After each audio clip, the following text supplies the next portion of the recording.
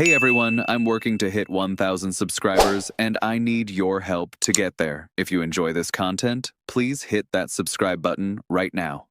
Listen, the Blue Jays are sitting at one of those crossroads that define franchises for years to come. We're talking about decisions that will echo through the organization well into the next decade. And right now, every single move matters more than it ever has before. This isn't just about winning games in 2026.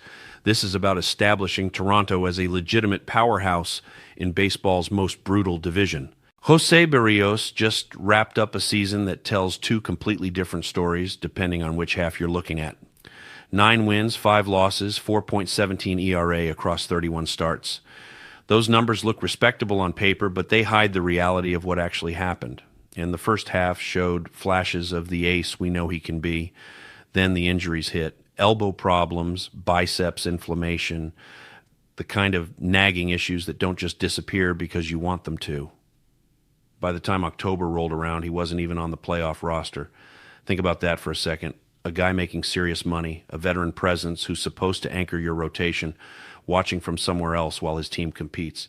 He even stepped away during the World Series, and you could see the frustration written all over everything he said publicly. That's not just physical pain.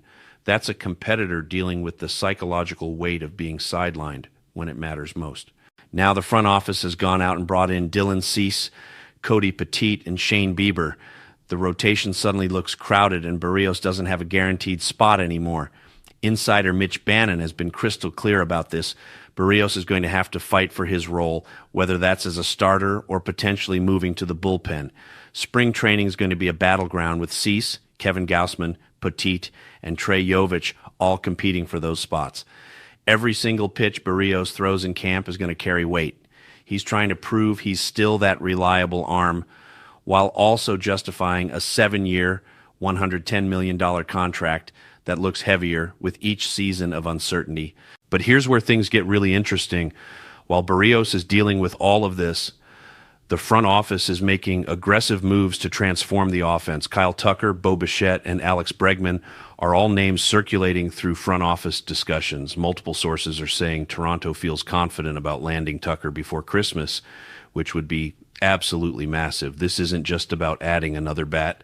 This is about capitalizing on Vladimir Guerrero Jr.'s absolute prime years and surrounding him with the kind of talent that makes opposing pitchers lose sleep. Tucker brings speed, elite defense, and consistent power. Bichette adds another dynamic element. Bregman brings that proven veteran presence with a 125 weighted runs, created plus, and the kind of offensive value that makes your entire lineup deeper and more dangerous. The depth in the rotation with Cease and Bieber is something Toronto hasn't had in years.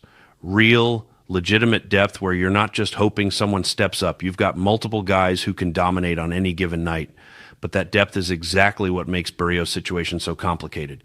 If he can't get back to where he was, he becomes an extremely expensive reliever, and that's not a position any team wants to be in. The front office has historically avoided those kinds of situations, so there's real pressure here to figure out the right path forward. Kyle Tucker in this lineup would be transformative. You're talking about a guy who plays elite defense, hits for power, gets on base, and brings that clutch gene when games are tight. Pairing him with Bichette and Guerrero creates a core that can go toe-to-toe with any offense in baseball. Bregman adds even more to that equation. Suddenly you've got a lineup that has depth, experience, power up and down the order, and the ability to withstand the absolute grind of playing in the AL East. That division doesn't give you any nights off. The Yankees, Orioles, Red Sox, Rays, they're all coming for you every single game. Having that kind of offensive firepower means you can weather the storm and still compete. Every move the front office makes goes way beyond just the immediate impact on the field. This is about maximizing your competitive window while managing financial commitments intelligently. It's about creating a sustainable pipeline of talent that keeps you in contention year after year without mortgaging your future. The Blue Jays have shown they understand this balance. They're not just reacting to what other teams do. They're being proactive, strategic, thinking 3 steps ahead like a chess grandmaster planning out an entire game. Look at what teams like the Astros and Dodgers have done over the past several years. They've combined elite pitching depth with impact offensive additions, and that formula works. It's proven. Kyle Tucker could become that consistent, game-changing presence in the outfield that every contender needs, similar to what George Springer did for Houston during their championship runs. The guy who shows up in big moments, makes the plays that shift momentum, and gives your lineup that extra edge. Berrios still represents real uncertainty, though. He could absolutely return to form and become that reliable innings-eating starter who gives you quality starts night after night. But his injury history and that substantial contract create risk. From a pure business standpoint, the front office is making calculated bets. They're investing in high-impact free agents, protecting their young core, and maintaining flexibility for future opportunities. Every signing, every contract negotiation, every roster decision is measured against both immediate needs and long-term sustainability. But let's be realistic about expectations here. Berrios needs to prove his health and effectiveness. If he can't, that contract becomes a burden that limits flexibility, especially in the bullpen where Toronto still has questions to answer. Even with arms like Jordan Romano and other pieces, the relief corps isn't fully defined yet. Any struggles from Berrios in adapting to a new role could recreate the exact problems that plagued the team down the stretch last season. On the offensive side, even if Toronto successfully signs Tucker or Bregman, there are no guarantees. Integrating new players into an existing lineup takes time.